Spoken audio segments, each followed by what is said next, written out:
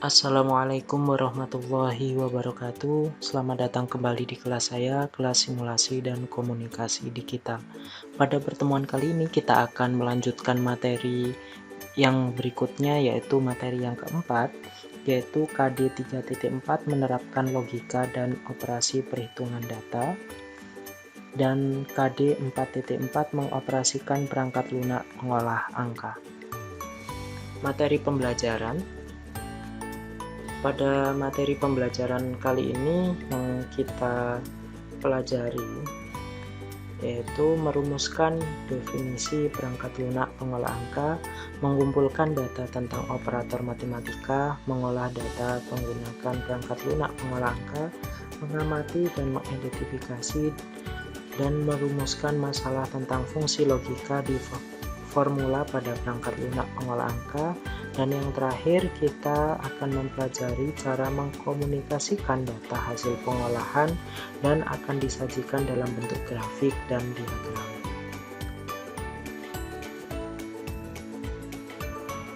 Definisi perangkat lunak.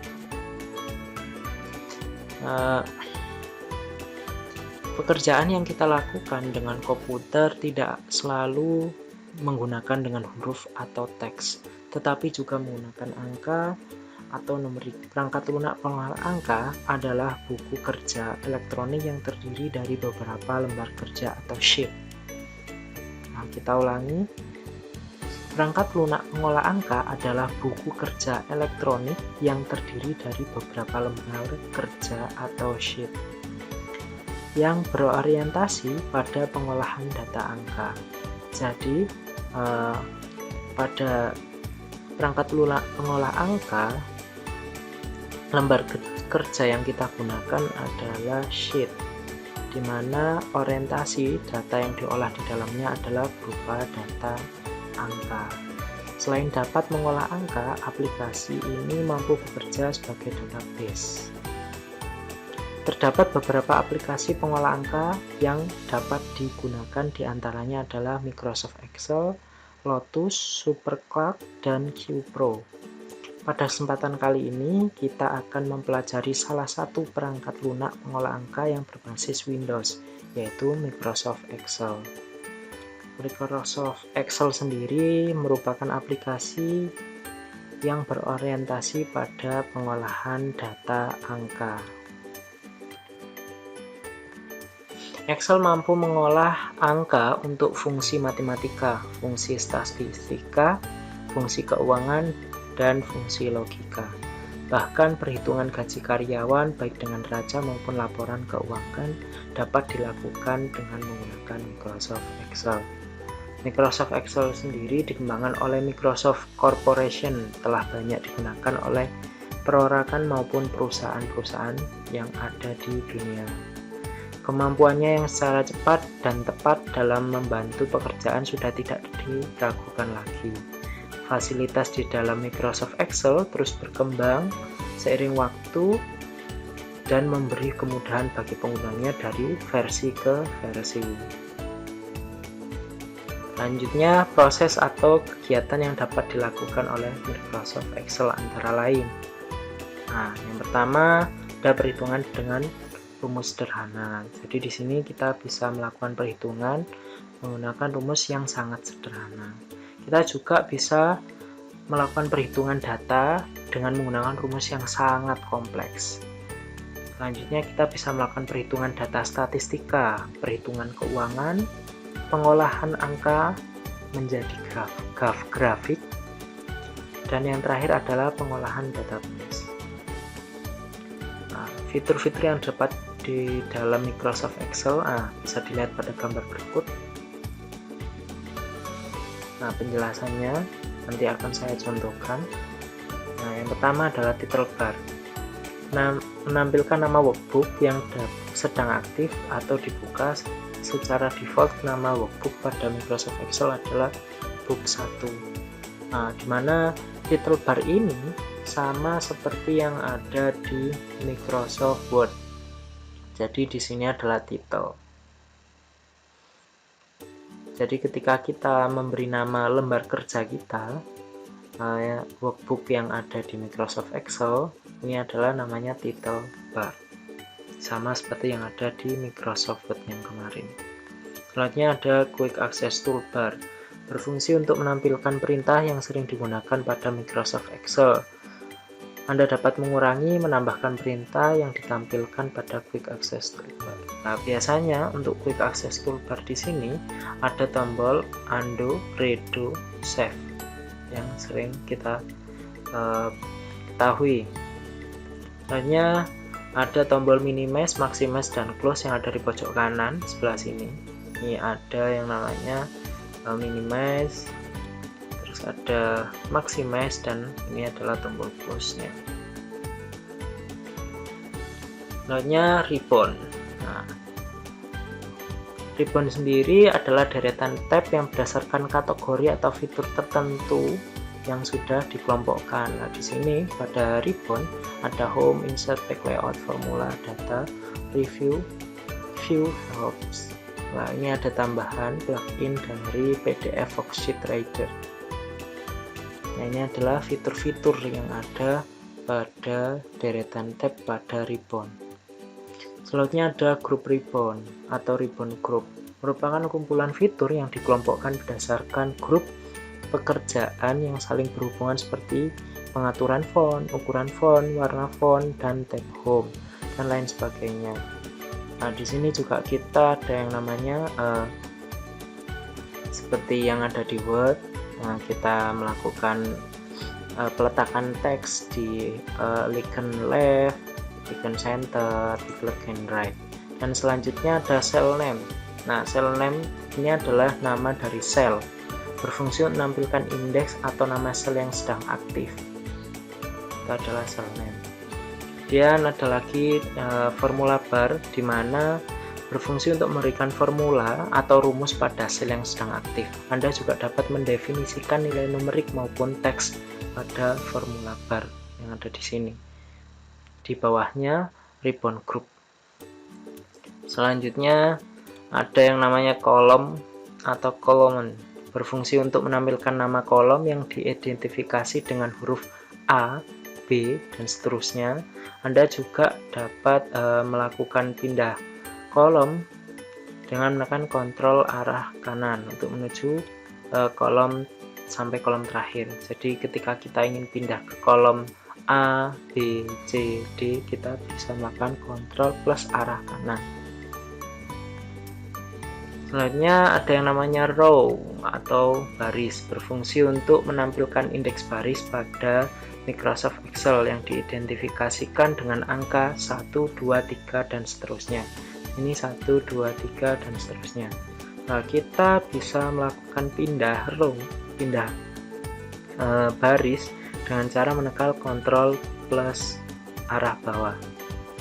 Ini ada lagi yang pojok kanan ini adalah horizontal, yang ini adalah horizontal scroll bar, ini adalah vertical scroll bar.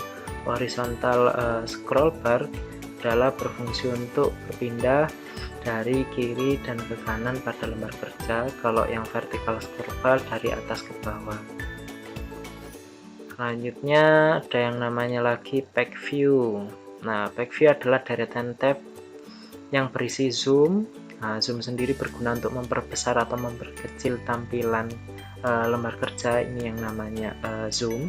Nah, ada normal view, menampilkan worksheet dalam mode standar yang menampilkan view cell secara tak terbatas. Nah, ini yang namanya normal view, memberikan tampilan standar. Tampilan seperti apa? Nah, ini semua adalah tampilan normal view. Ada namanya pack layout view, menampilkan worksheet dalam bentuk halaman berdasarkan pengaturan kertas yang digunakan ini, yang bagian tengah. Ini adalah namanya pack layout view. Selanjutnya ada pack break view, digunakan untuk melihat atau mereview tampilan worksheet sebelum menambahkan pack break. Lah, yang mana? Nah, ini bagian terakhir. Ini adalah namanya pack break view. Nah, selanjutnya ada yang namanya cell. Nah, apa sih cell itu? Ada sebuah kotak kecil pada worksheet yang merupakan titik pertemuan antara row dan kolom. Lah sebelah sini. Nah, maaf. Nah, bagaimana? Nah, ini adalah yang namanya sel, dimana dia berada di titik row dan titik kolom. Nah, berarti dia sedang aktifnya di mana sel ini? Nah, berarti ada di row 12, ya kan? Terus ada di kolom E12. Terus selanjutnya ada yang namanya worksheet, lembar kerja dalam Excel yang secara default dimulai dari sheet 1. Nah, ini adalah worksheet. Terus yang ada di selanjutnya di sebelahnya ini adalah add new sheet, gunakan untuk menambahkan worksheet baru. Jadi di sini kita bisa menambahkan sheet 1, sheet 2, sheet 3 dan seterusnya. Lah, untuk worksheet ini atau sheet ini kita bisa merename-nya sesuai data yang kita inginkan. Jadi contoh di sini adalah kita sheet 1 kita rename jadi data siswa, terus sheet 2 data nilai dan seterusnya. Selanjutnya ada di sampingnya worksheet atau sheet. Di sini ada scroll between worksheet, digunakan untuk menggeser worksheet baik menuju sheet sebelumnya ataupun sesudah sebanyak 1 kali atau langsung berpindah ke sheet awal atau sheet akhir. Jadi di sini berfungsi untuk kita bisa bergeser dari sheet 1 ke sheet 2 atau langsung dari sheet 1 hingga sampai ke sheet yang terakhir. Nah, selanjutnya kita akan praktek langsung agar tahu mana sih yang quote Excel toolbar, title bar, scroll view bar, back view-nya yang bagian sini di aplikasi Microsoft Excel dan bagaimana cara mengakses Microsoft Excel-nya.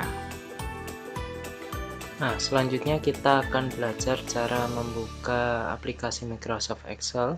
Seperti halnya kemarin menggunakan aplikasi Microsoft Word, ada 3 cara. Yang pertama, kita bisa membukanya di tombol window, kemudian kita scroll ke bawah, kita cari Microsoft Excel, kemudian kita klik 2 kali, kita open. Terus ada cara yang kedua, kita mencarinya di pencarian dengan mengetikkan Excel dan kita buka. Dan yang terakhir, cara yang tercepat seperti halnya menggunakan aplikasi Microsoft Word, kita bisa menekan Windows R, kemudian kita ketikkan Excel, kemudian OK. Maka otomatis akan terbuka lembar kerja pada aplikasi Microsoft Excel. Kita pilih blank workbook untuk lembar kerja kosong. Nah, seperti ini adalah tampilan awal dari aplikasi Microsoft Excel. Seperti halnya yang tadi yang saya jelaskan di PPT. Di sini ada Quick Excel toolbar, di sini ada title bar, di sini ada minimize, maximize, close. Di sini adalah ribbon, group ribbon, vertical scroll bar, horizontal scroll bar. Ini adalah selnya. Ini name cell. Jadi ketika kita berpindah, tentunya di sini saya meletakkan di I13, maka akan berubah I13. Ini adalah nama cell name-nya. Sedangkan ini adalah selnya, di mana di antara kolom dan di antara row-nya. Nah, jadi kolom itu yang mana? Kolom itu yang ini A, B, C. Jadi kalau ke bawah ini adalah kolom. Kalau ke samping ini adalah row. Terus di sebelah sini ada back view-nya. Di dalam back view di sini ada zoom untuk memperbesar dan memperkecil lembar kerjanya. Di sini ada normal view, di sini ada back layout view, di sini ada back preview. Nah, biar lebih jelas masalah penggunaan normal back layout dengan back preview. Nah, kita buka contohnya di sini menggunakan kalender akademiknya dari BIM. Nah, di sini adalah tampilan dari normal view. kita bisa lihat lembar kerjanya sangat luas, tak terbatas, jadi kita masih bisa geser lagi ke bawah. Nah, sedangkan perbedaannya kalau kita menggunakan yang pack layout view, di sini berdasarkan saya kecilkan ya. Nah, di sini berdasarkan lembar kerja yang telah kita atur. Contohnya di sini kita atur di pack layoutnya dengan orientasi landscape, kita size-nya kita atur legal atau A4. Nah, maka otomatis akan berubah. Saya kembalikan di legal ya. Nah, terus cara merapikannya, kita bisa melakukan perapian pada pack break preview, dimana di sini contohnya ini kan tidak rapi, dimana untuk lembar kerjanya pada kalender akademik ini terpotong menjadi 2 halaman, dimana halaman pertama itu isinya ini dan halaman kedua berisi beberapa teks yang terpotong dari halaman yang ada di halaman pertama. Nah, cara merapikannya dimana di pack break preview.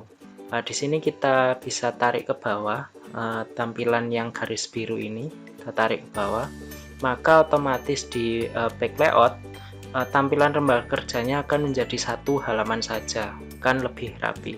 Jadi ketika nanti gunanya ketika kita melakukan print area, print preview yang di sini kita blok, contohnya di sini ketika kita ingin melakukan print.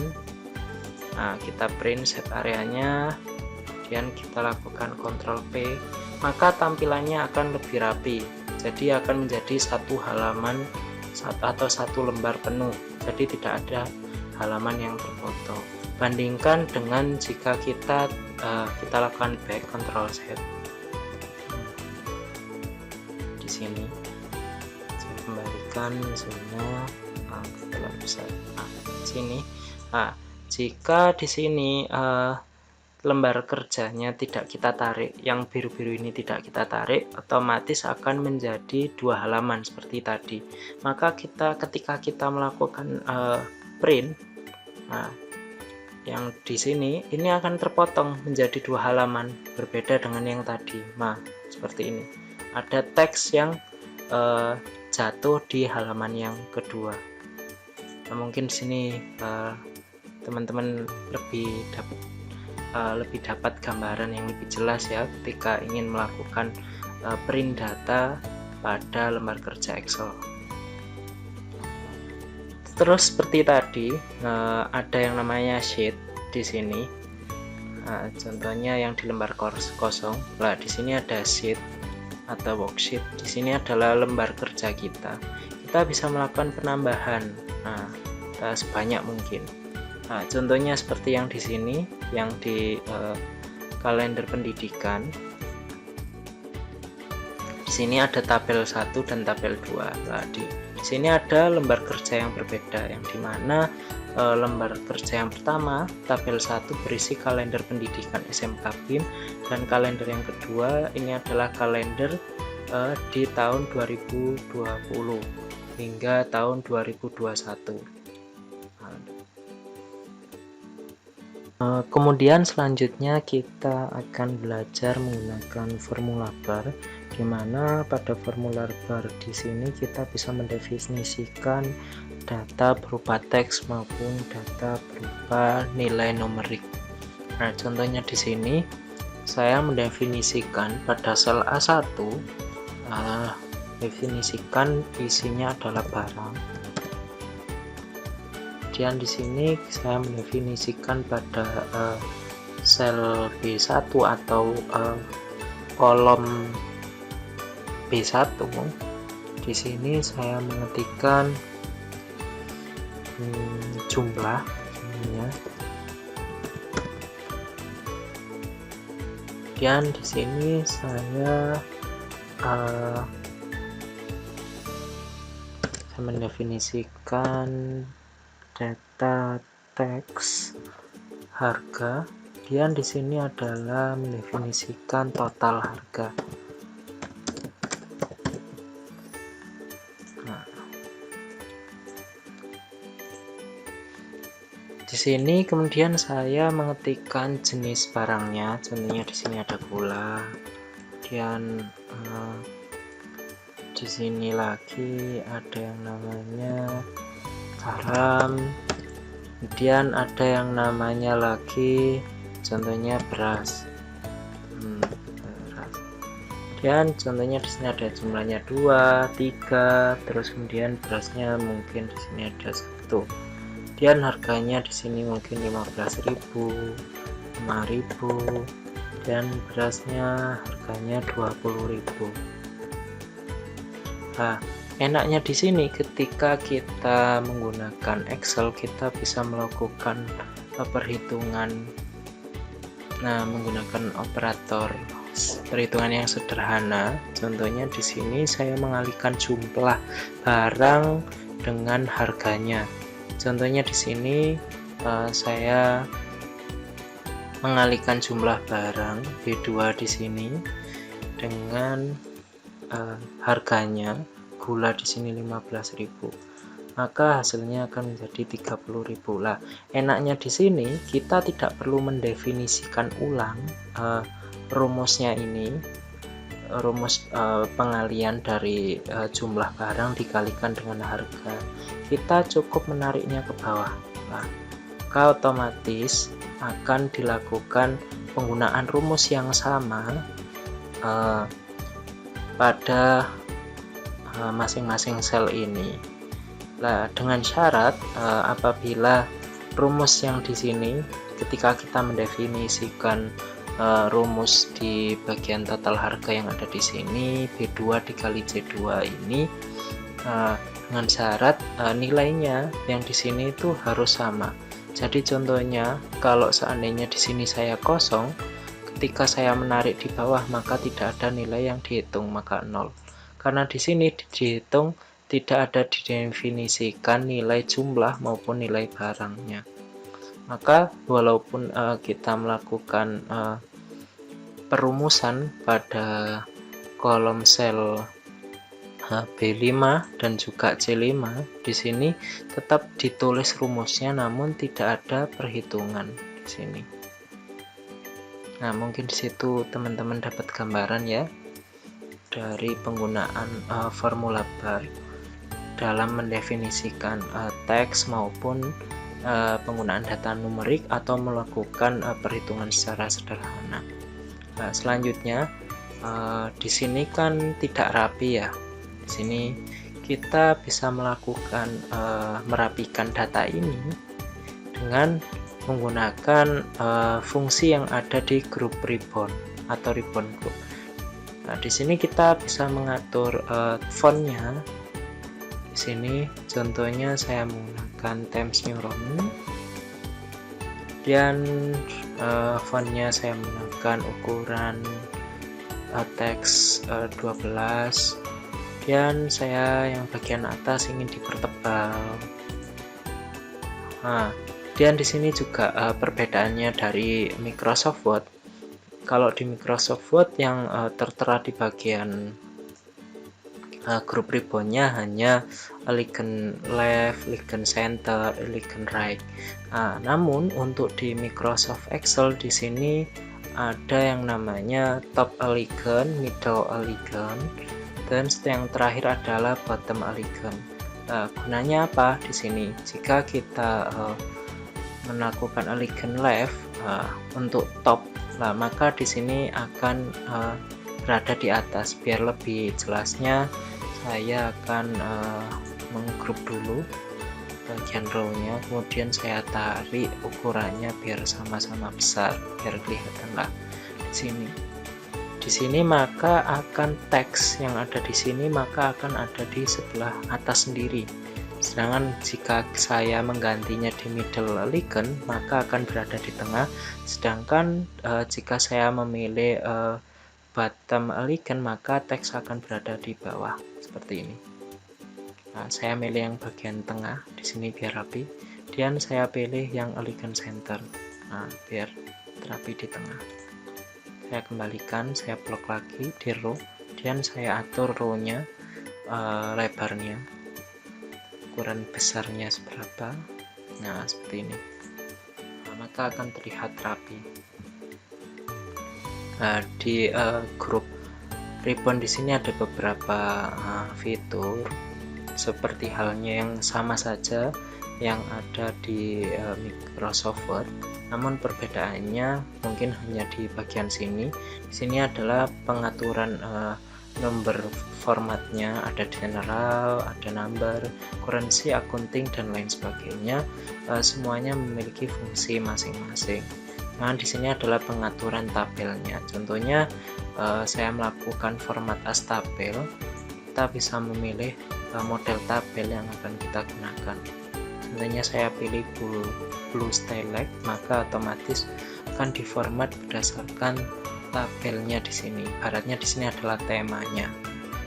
Nah, untuk pertemuan kali ini saya hanya akan menjelaskan sampai di sini dulu. Nanti akan saya lanjutkan di pertemuan selanjutnya agar pertemuan atau video kali ini tidak terlalu panjang, jadi akan saya bagi menjadi beberapa bagian.